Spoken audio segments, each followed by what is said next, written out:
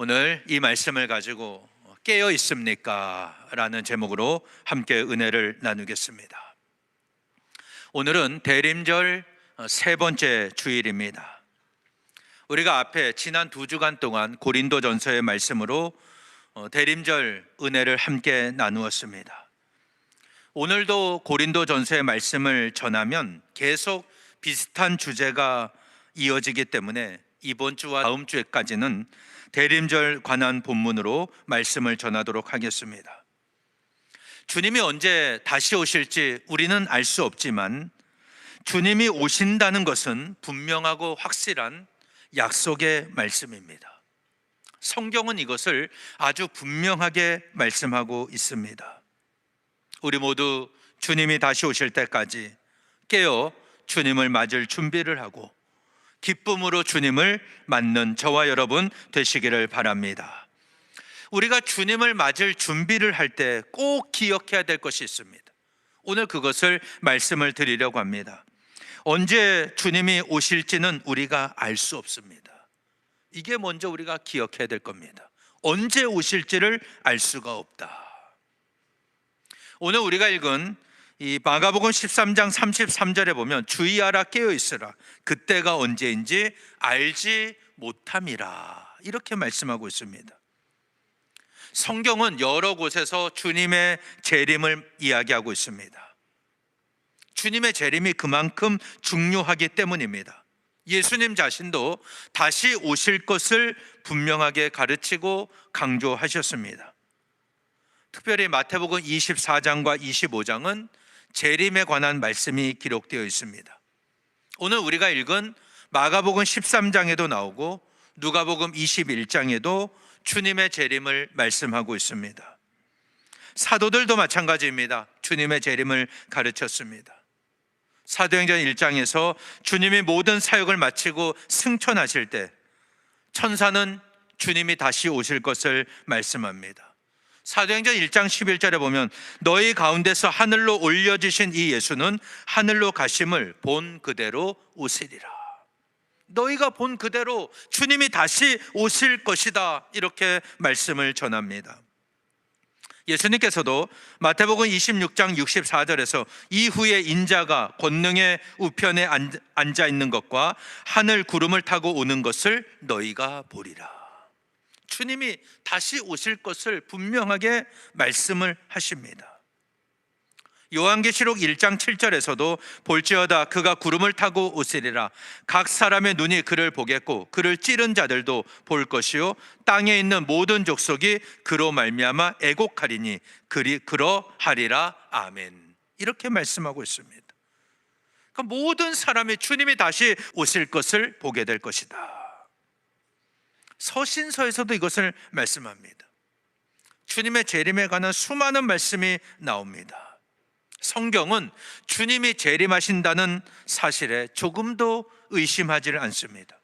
바울 서신, 야고보서, 요한 서신, 요한계시록 다 마찬가지입니다. 성경은 주님이 오시는 날을 여러 가지로 표현을 합니다.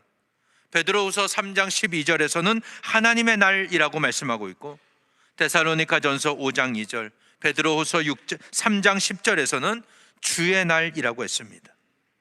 고린도전서 1장 8절에서는 주 예수 그리스도의 날이다. 주님이 오시는 날이다. 이렇게 말씀합니다. 이 모든 것이 말씀하는 것은 주님이 다시 오신다는 거예요. 그런데 주님의 재림은 갑자기 일어납니다. 마태복음 24장 27절에 보면 번개가 동편에서 나서 서편까지 번쩍임 같이 인자의 임함도 그러하리라. 순식간에 일어난다는 겁니다. 동편에서 번개가 일어나서 서쪽에서 번쩍이는 것처럼 주님의 재림이 그렇게 임한다는 말씀입니다. 데살로니가전서 5장 2절과 3절에 보면 주의 날이 밤에 도둑같이 이를 줄을 너희 자신이 자세히 알기 때문이라. 그들의 평안하다 안전하다 할 그때에 임신한 여자에게 해산의 고통이 이름과 같이 멸망이 갑자기 그들에게 이르리니 결코 피하지 못하리라. 주님의 재림은 갑자기 임할 것이고 아무도 그 재림을 피할 수가 없다. 이렇게 성경은 말씀하고 있습니다. 그래서 주님이 재림하시는 날, 주님이 다시 오시는 날은 그날과 그때는 오직 아버지만 아십니다. 하나님만 아시고 아들도 모릅니다. 사도행전 1장 7절에 보면 때와 시기는 아버지께서 자기 권한에 두셨으니 너희가 알 바 아니요. 때와 시기, 그때가 언제인지, 그 시기가 언제인지는 아버지께서 자기 권한에 두셨다. 오직 하나님만 아신다는 겁니다. 마가복음 13장 32절에서는 그날과 그때는 아무도 모르나니 하늘에 있는 천사들도 아들도 모르고 아버지만 아시느니라. 오직 하나님만 아신다는 겁니다. 그렇다면 그때가 언제일지, 그 시기가 언제일지는 우리가 알 바가 아닙니다. 언제인지 알지 못한다고 분명히 말씀하셨습니다. 그런데 우리가 지난 시간들을 돌아보면 그날을 알 수 있다고 말하는 사람들이 있지 않았습니까? 그들이 교회를 어지럽히는 겁니다. 성경을 억지로 풀다가 스스로 멸망하고 말았습니다. 이런 터무니없는 가르침 때문에 주님의 재림이 얼마나 영광스러운 일입니까? 그러나 세상 사람들에게는 조롱거리가 되고 말았습니다. 사탄은 어떻게 해서든지 우리가 주님의 재림에 신경 쓰지 못하도록 만듭니다. 관심을 다른 데로 돌리는 겁니다. 오늘 나를 낙심하게 만드는 환경이 있습니까? 내 생활이 너무나 바쁩니까? 거기에 빠져서 다시 오실 주님을 생각하지 못하고 살게 한다는 겁니다. 역사적으로 보면 재림에 관한 관심은 핍박과 환난의 시기에 가장 활발했습니다.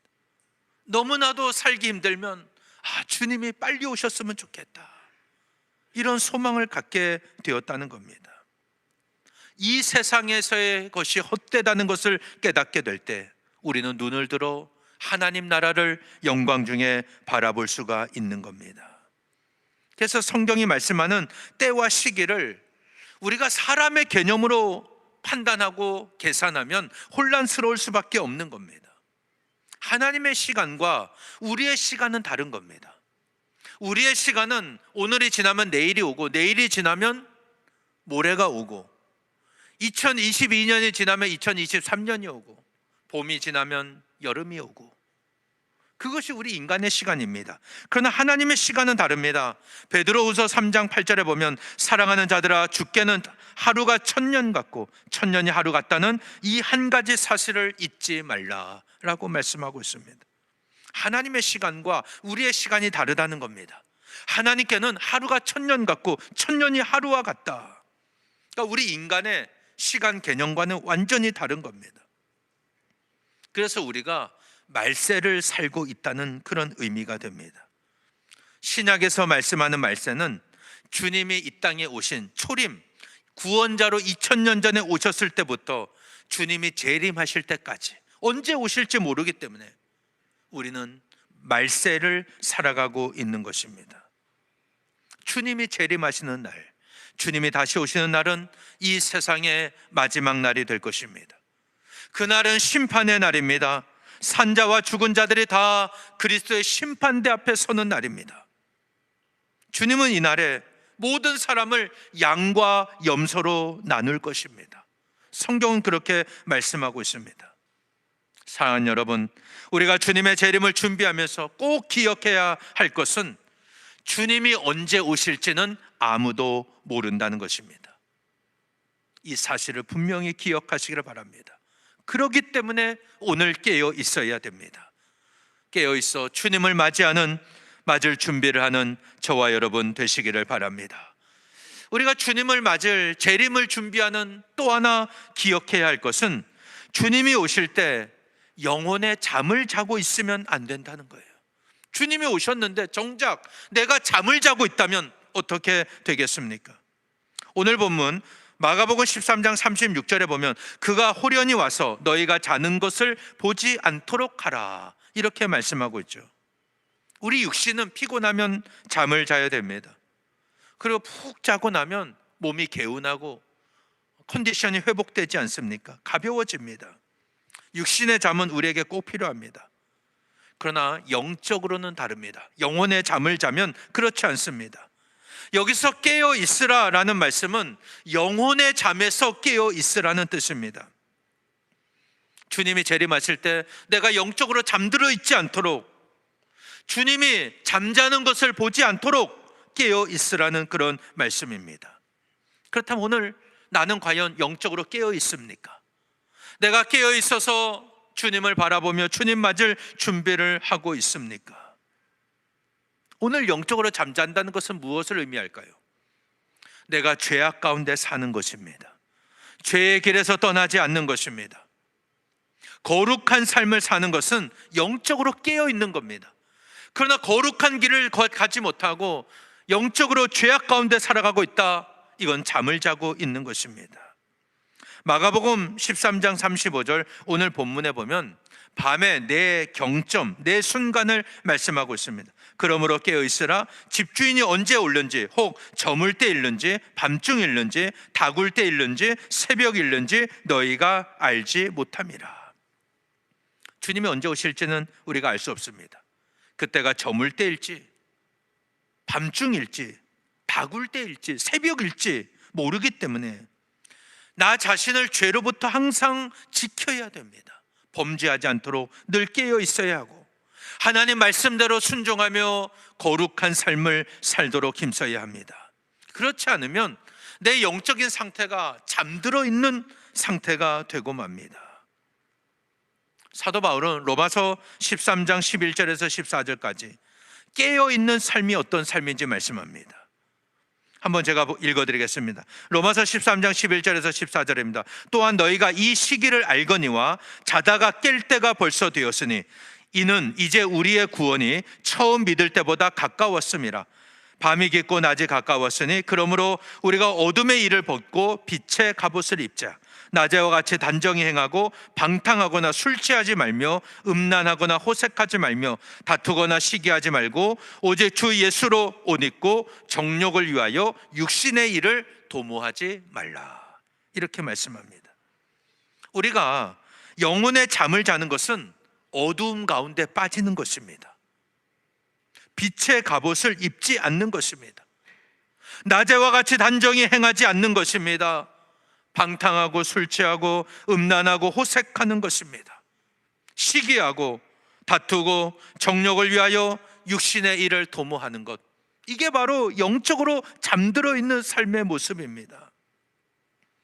여러분, 오늘 우리의 영혼을 잠재우는 것이 너무나 많습니다. 내가 생활의 염려로 내 마음이 둔해지는 것, 영혼의 잠을 자고 있는 겁니다. 세상 염려, 재물의 유혹에 빠져서 사는 것, 내 영혼이 잠들어 있는 것입니다. 이런 상태에 빠지면 우리가 아무리 말씀을 들어도 그 말씀의 열매를 맺지 못합니다. 마치 가시떨기에 떨어진 씨앗과 같습니다. 내 마음의 상태가 그와 같다는 겁니다. 육신의 떡으로만 살고 말씀으로 살지 않는 사람은 영혼의 잠을 자고 있는 것입니다. 세상을 사랑하고 세상에 있는 것들을 사랑하고 세상 사람을 사랑하며 사는 것, 하나님과 원수되는 겁니다. 영혼의 잠을 자는 것입니다. 결국 이것은 우리를 육신의 정욕과 안목의 정욕, 이생의 자랑에 빠지게 합니다. 그래서 영적으로 잠들게 만드는 겁니다. 영적인 잠이 들면 누가 내 영혼을 사냥질해 가도 모르는 거예요. 나도 모르게 죄악 가운데 빠져서 살아가는 겁니다. 내가 사람을 믿고 육신의 힘을 의지합니까? 영혼의 잠에 빠져 있는 겁니다. 하나님의 영이 지금 나를 떠났음에도 그걸 모르고 있는 겁니다. 말씀을 즐거워하고 말씀을 주야로 묵상하며 복 있는 자의 길을 가지 않는 것, 영혼의 잠을 자는 겁니다. 악인의 꾀에 빠져서 죄인의 길에 서고 오만한 자의 자리에 앉는 것, 악인의 길을 가는 것, 영혼의 잠을 자는 것입니다. 그렇게 살다가는 주님 맞을 준비를 하지 못한다는 겁니다. 사랑하는 여러분, 주님이 재림하실 때, 우리가 주님의 재림을 준비할 때 꼭 기억해야 할 것, 내가 영적으로 잠들어 있으면 안 된다는 거예요. 내가 잠들어 있는 것을 보지 않도록 하라, 이렇게 말씀하고 있습니다. 주님이 오셨는데도 내가 깨닫지 못하고 계속 잠에 들어 있다면 우리는 하나님 나라에 들어갈 수가 없습니다. 주님이 언제 오실지는 아무도 모릅니다. 그때까지 우리가 내 영혼에 잠들어 있지 않도록 날마다 깨어 있고 거룩한 삶을 살 때 주님이 오시는 날이 나에게 기쁨의 날, 영광의 날이 되시기를 바랍니다. 우리가 주님의 재림을 준비하면서 마지막으로 기억해야 할 것, 제일 중요한 겁니다. 깨어 있어야 한다는 겁니다. 깨어 있어야 됩니다. 오늘 본문 37절에 보세요. 깨어 있으라, 내가 너에게 하는 이 말은 모든 사람에게 하는 말이니라 하시니라. 우리는 깨어 있어야 합니다. 깨어 있다는 것은 기도하며 깨어 있는 거예요. 내가 하나님 말씀대로 순종하며 깨어 있는 겁니다. 이 말씀을 즐거워하고 주야로 묵상하며 깨어 있는 겁니다. 거룩한 삶으로 항상 깨어 있어야 합니다. 죄와 사탄과 육신과 대적하며 깨어 있는 것입니다. 이 말은 모든 사람에게 하는 말이니라. 여러분, 재림은 지나온 모든 세대, 오늘을 살아가는 이 세대, 내일을 살아갈 모든 세대, 모든 사람에게 해당되는 말씀입니다. 특별히 이 말씀이 누구에게 가장 큰 힘이 됐을까요? 저는 생각해 보니까 아마 순교자들에게 이 말씀이 가장 큰 힘과 위로가 될 것 같았어요. 순교자들, 그들은 자신의 목숨까지 희생하면서 복음을 전합니다. 예수 그리스도의 복음을 위해 자신의 목숨을 희생했습니다. 그러면 그들이 어떻게 그것을 감당할 수 있었을까? 주님이 다시 오셔서 각자 행한 대로 심판하실 것을 믿었기 때문입니다. 주님이 복음을 위해 희생한, 자신의 목숨을 들여 희생한 그 순교자들에게 칭찬과 상급을 주실 것을 믿음으로 바라보았기 때문에 그들은 그 길을 걸어갈 수가 있었던 겁니다. 오늘 우리가 깨어 있으면 이렇게 믿음의 선한 싸움을 싸울 수가 있습니다. 베드로후서 3장 9절에서 14절에 보면 주의 약속은 어떤 이들이 더디다고 생각하는 것 같이 더딘 것이 아니라 오직 주께서는 너희를 대하여 오래 참으사 아무도 멸망하지 아니하고 다 회개하기에 이르기를 원하시느니라. 그러나 주의 날이 도둑같이 오리니 그날에는 하늘이 큰 소리로 떠나가고 물질이 뜨거운 불에 풀어지고 땅과 그 중에 있는 모든 일이 드러나리로다. 이 모든 것이 이렇게 풀어지리니 너희가 어떤 사람이 되어야 마땅하냐? 거룩한 행실과 경건함으로 하나님의 날이 임하기를 바라보고 간절히 사모하라. 그날에 하늘이 불에 타서 풀어지고 물질이 뜨거운 불에 녹아지려니와 우리는 그의 약속대로 의가 있는 곳인 새 하늘과 새 땅을 바라보도다. 그러므로 사랑하는 자들아, 너희가 이것을 바라보나니 주 앞에서 점도 없고 흠도 없이 평강 가운데서 나타나기를 힘쓰라. 이렇게 말씀하고 있습니다. 여러분, 주님의 재림은 더딘 것이 아닙니다. 우리가 세상 일에 바쁘게 살다 보면 잊어버리고 살죠. 그리고 주님이 지금 2000년 동안 안 오셨으니까 앞으로도 언제 오실지 모르고 편안하게 살면 된다라고 생각하면 안 됩니다. 주님이 오래 참으시는 이유가 뭡니까? 모든 사람이 다 회개하기를 원하시기 때문입니다. 우리가 마지막 때일수록 한 영혼이라도 더 구원하고 한 영혼이라도 더 살려야 되는 이유가 바로 여기 있는 거예요. 주님은 한 영혼이라도 더 구원받기를 원하십니다. 그러나 주님의 재림은 도둑같이 임합니다. 그때 우리가 어떤 삶을 살았는지 다 드러나게 될 것입니다. 그러면 우리는 어떤 사람이 되어야 하겠습니까? 거룩한 행실과 경건함으로 하나님의 날이 임할 것을 간절히 사모하라고 했습니다. 주 앞에 설 때 점도 없고 흠도 없이 평강 가운데 나타나기를 힘써야 합니다. 노아의 때처럼 인자의 임함도 그러할 것이다. 노아의 때가 어떤 때입니까? 홍수전에 방주에 들어갈 때까지 사람들은 먹고 마시고 장가들고 시집가면서 깨닫지 못하고 있었습니다. 그러다가 하나님의 심판이 갑자기 임하는 거예요. 인자의 임함도 그와 같다 말씀하십니다. 그때 두 사람이 같이 밭을 갈다 한 사람은 가고 한 사람은 남는다고 했습니다. 두 사람이 함께 맷돌 갈다가 한 사람은 가고 한 사람은 남을 것이다. 저는 이 말씀 앞에 굉장히 두려움을 느낍니다. 마음이 무겁습니다. 만약 이 말씀대로 우리 교회 성도 가운데 절반만 천국 가고 절반은 남는다면 얼마나 불행한 일입니까? 얼마나 가슴 아픈 일이겠습니까? 절대로 그래서는 안 되는 겁니다. 그래서 우리가 항상 깨어 있어야 됩니다. 여러분, 저는 담임 목사로서 제 가장 큰 소원은 우리 교회 모든 영혼, 이곳에 계신 모든 분들 한 영혼도 남김없이 다 하나님 나라 천국에 들어가는 것입니다. 교회가 아무리 부흥하고 사람이 많아도 그 중에 절반만 간다면 하나님 앞에 저는 책망받고 말 것입니다. 하나님의 심판대 앞에는 나 혼자 서는 거, 누구나 다 단독자로 섭니다. 그러나 천국은 우리가 모두 함께 가는 곳입니다. 우리가 신앙생활을 함께 하지 않습니까? 내가 집에서 혼자 예배하고 혼자 기도하고 혼자 하나님 말씀 붙잡고 하나님 앞에 섭니까? 굉장히 어려운 일이에요. 이슬람 문화권이나 혹시 북한 같은 곳에서는, 폐쇄적인 곳에서는 그렇게 혼자 예배할 수 있지만 오늘 우리에게는 신앙의 자유가 주어져 있습니다. 우리가 이날을 거룩하게 구별합니다. 주일 오전에 다 모여서 함께 예배하고 하나님의 이름을 찬양하고 있습니다.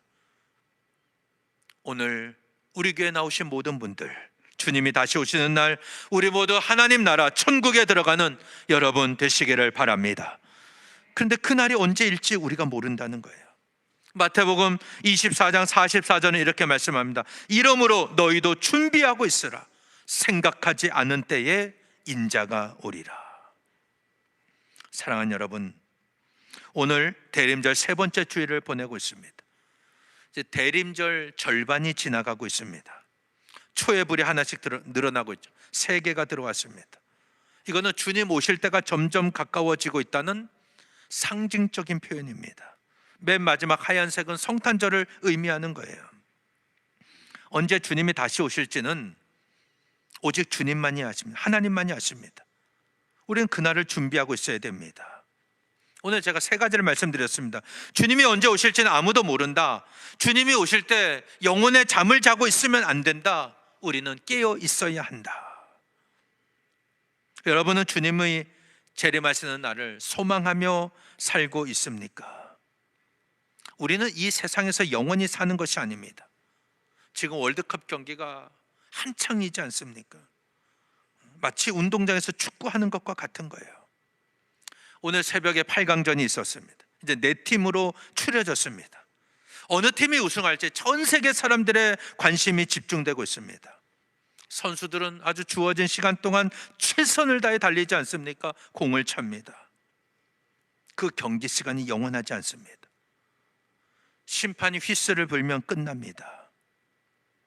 그때는 운동장에서 나와야 됩니다. 내가 아무리 힘이 남아있고 조금만 더 뛰면 한 골 더 넣을 것 같고 이길 것 같지만 시간이 다 되면 끝나는 거예요. 더 이상 경기를 뛸 수가 없습니다. 아무리 세계적인 선수라 할지라도, 몸값이 수천억에 이른다 할지라도 시간이 다 되면 끝나는 거예요. 그래서 막 울지 않습니까? 이길 수 있었는데. 너무나 안타까운 거예요. 내 개인적인 실력은 세계 최고지만 팀이 진 겁니다. 그거 얼마나 억울하겠습니까? 얼마나 아쉽고 안타깝겠습니까? 그래도 소용이 없어요. 심판이 휘슬을 불면 경기는 끝나는 겁니다. 여러분, 주님이 재림하시는 날이 마치 심판이 휘슬을 부는 것과 같은 거예요. 내 인생에 휘슬을 불 때가 온다는 겁니다. 주님이 휘슬을 불면 끝나는 거예요. 주님 앞에 가는 겁니다. 우리가 살아있을 때 주님이 오시는 날은 심판이 휘슬을 부는 날이에요. 내가 하던 모든 것을 다 내려놓고 주님 앞에 서야 하는 겁니다.